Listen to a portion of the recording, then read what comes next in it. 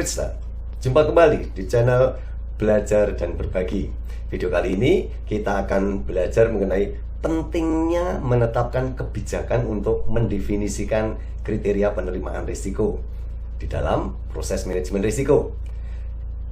Kebijakan untuk menetapkan kriteria penerimaan risiko ini akan dapat menentukan pendekatan di dalam pengendalian risiko yang meliputi antara lain mengurangi risiko serendah mungkin, mengurangi risiko serendah yang dapat dicapai secara wajar, atau mengurangi risiko sejauh mungkin tanpa mempengaruhi rasio manfaat dan risiko. Proses manajemen risiko itu meliputi 6 tahap. Yang pertama, analisa risiko. Yang kedua, evaluasi risiko. Yang ketiga, pengendalian risiko. Yang keempat, evaluasi keseluruhan risiko sisa. Yang kelima, tinjauan manajemen risiko. Dan yang keenam, aktivitas produksi dan pasca produksi. Salah satu tahapan manajemen risiko tersebut yaitu yang kedua, yaitu evaluasi risiko, di mana risiko yang sudah diidentifikasi akan dibandingkan dengan kriteria penerimaan risiko. Untuk apa? Untuk menentukan bahwa risiko tersebut dapat diterima atau tidak dapat diterima. Nah, untuk itu top manajemen harus menetapkan dan mendokumentasikan kebijakan untuk menetapkan kriteria penerimaan risiko. Untuk apa nih kebijakan tersebut? Kebijakan itu sangat penting, yaitu untuk menjadi kerangka kerja atau menjadi dasar yang memastikan bahwa kriteria penerimaan risiko tersebut didasarkan paling tidak ada 4 hal. Yang pertama, didasarkan pada peraturan nasional atau regional yang berlaku. Kemudian didasarkan pada standar internasional yang relevan. Yang ketiga, mempertimbangkan informasi keadaan terkini yang tersedia dan diakui secara umum. Dan yang keempat, didasarkan pada perhatian dari pemangku kepentingan yang sudah diketahui. Bagaimana nih penjelasan kebijakan untuk menetapkan kriteria penerimaan risiko ini? Ikuti terus video yang satu ini.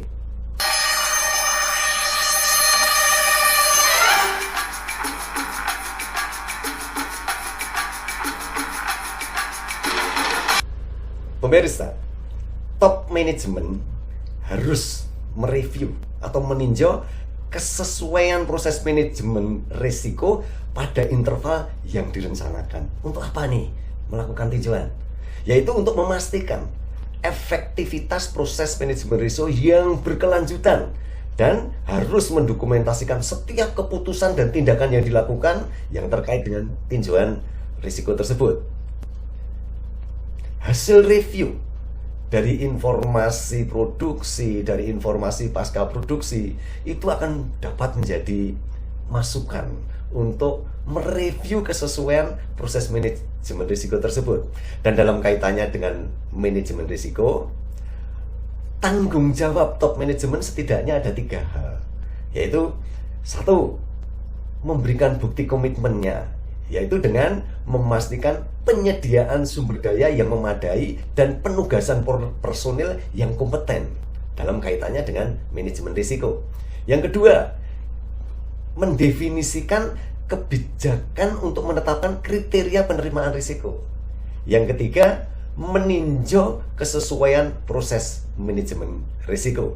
Dan untuk menjelaskan ketiga hal tersebut, yaitu yang menjadi tanggung jawab dari top manajemen tersebut, tentu saja saya menggunakan beberapa referensi, yaitu antara lain ISO 14971 Medical Devices, Application of Risk Management to Medical Devices. Kemudian juga yang kedua tentang ISO TR 2497 versi 2020. Ini mengenai Medical Devices, Guidance on the Application of ISO 14971. Mari kita bahas satu persatu. Yang pertama, ini mengenai komitmen manajemen. Jadi, komitmen manajemen, top manajemen ini sangat penting di dalam proses manajemen risiko yang efektif. Top manajemen tentu saja bertanggung jawab nih terhadap keseluruhan proses manajemen risiko. Namun ada hal-hal khusus yang perlu diperhatikan oleh manajemen di dalam proses manajemen risiko. Antara lain apa saja? Yang pertama, sumber daya yang memadai. Jadi jika tidak ada sumber daya yang memadai, maka aktivitas manajemen risiko itu akan berpotensi menjadi kurang efektif. Yang kedua, manajemen risiko itu merupakan disiplin khusus dan memerlukan keterlibatan individu yang kompeten dan yang terlatih di dalam teknik manajemen risiko. Yang ketiga, kebijakan tentang bagaimana risiko yang dapat diterima akan ditentukan. Yang keempat, manajemen risiko merupakan proses yang berkembang terus. Dan yang kelima, tinjauan berkala itu diperlukan. Untuk apa? Untuk memastikan bahwa aktivitas tersebut yang dilakukan itu sudah dilakukan dengan benar. Kemudian untuk memperbaiki kelemahan, kemudian juga untuk menerapkan perbaikan, dan juga untuk beradaptasi atau menyesuaikan terhadap perubahan. Itu komitmen yang terkait dengan yang pertama ya, komitmen manajemen. Yang kedua yaitu tentang kebijakan untuk menetapkan kriteria penerimaan risiko. Jadi kebijakan untuk menetapkan kriteria penerimaan risiko itu setidaknya ada 5 elemen. Yang pertama, jadi kebijakan itu mencakup 5 elemen. Pertama, tujuan. Yang kedua, ruang lingkup. Ketiga, faktor dan pertimbangan untuk menentukan risiko yang dapat diterima. Yang keempat, pendekatan untuk pengendalian risiko. Yang kelima, persyaratan untuk menyetujui dan meninjau, yaitu persyaratan persetujuan dan peninjauan. Mari kita bahas masing-masing elemen itu satu persatu. Elemen tujuan, yaitu menjelaskan nih tujuan kebijakan untuk menetapkan kriteria penerimaan risiko. Jadi tujuan dari kebijakan adalah memberikan panduan untuk menetapkan kriteria penerimaan risiko. Kriteria ini digunakan di dalam evaluasi risiko sisa yang terkait dengan alat kesehatan, dan kriteria tersebut akan memastikan bahwa alat kesehatan memiliki tingkat keamanan yang tinggi sesuai dengan harapan dari berbagai pemangku kepentingan. Kemudian elemen yang kedua yaitu mengenai elemen ruang lingkup. Ini menentukan nih kepada siapa, di mana, dan kapan kebijakan tersebut akan diterapkan. Misalnya nih, kebijakan ini berlaku untuk semua orang yang terlibat di dalam menetapkan, meninjau, memperbarui, dan menyetujui kriteria penerimaan risiko dalam rencana manajemen risiko. Elemen yang ketiga yaitu faktor dan pertimbangan yang perlu diperhatikan ketika menetapkan kriteria manajemen risiko. Yang pertama itu persyaratan peraturan yang berlaku di wilayah di mana alat kesehatan akan dipasarkan. Itu adalah yang harus diperhatikan. Yang kedua yaitu tentang standar internasional yang relevan untuk jenis alat kesehatan tertentu. Ini termasuk standar pengujian, di mana di standar pengujian kemungkinan ada batas nih untuk menyetujui dan untuk menolak kalau dia memenuhi syarat atau tidak memenuhi syarat. Yang ketiga, keadaan terkini yang diakui secara umum. Keadaan ini dapat ditentukan dari misalnya tinjauan standar internasional, dari praktek terbaik di bidang teknologi, hasil penelitian yang diterima, publikasi dari pihak berwenang, dan bisa juga dari informasi lain tentang alat kesehatan yang serupa atau produk serupa lainnya. Ya. Kemudian perhatian pemangku kepentingan, misalnya nih diperoleh melalui komunikasi langsung dari pengguna, dari dokter, dari pasien, atau dari badan regulatori, atau juga bisa melalui komunikasi tidak langsung, misalnya nih melalui laporan berita, ada media sosial, forum pasien, dan sebagainya. Ya, selanjutnya kita melihat elemen yang keempat, yaitu pendekatan pengendalian risiko. Pendekatan pengendalian risiko itu dapat meliputi satu, pertimbangan kepraktisan. Misalnya nih, mengurangi risiko serendah mungkin yang dapat dipraktekkan, as low as reasonably practicable, atau singkatannya ALARP. Kemudian berikutnya adalah misalnya mengurangi risiko serendah mungkin yang dapat dicapai, as low as reasonably achievable, mungkin disingkat ALARA.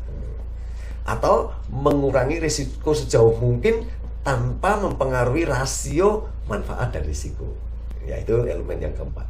Elemen yang kelima mengenai persyaratan untuk menyetujui dan meninjau.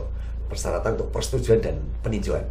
Jadi persyaratan untuk menyetujui dan untuk meninjau ini harus ditetapkan di dalam kebijakan.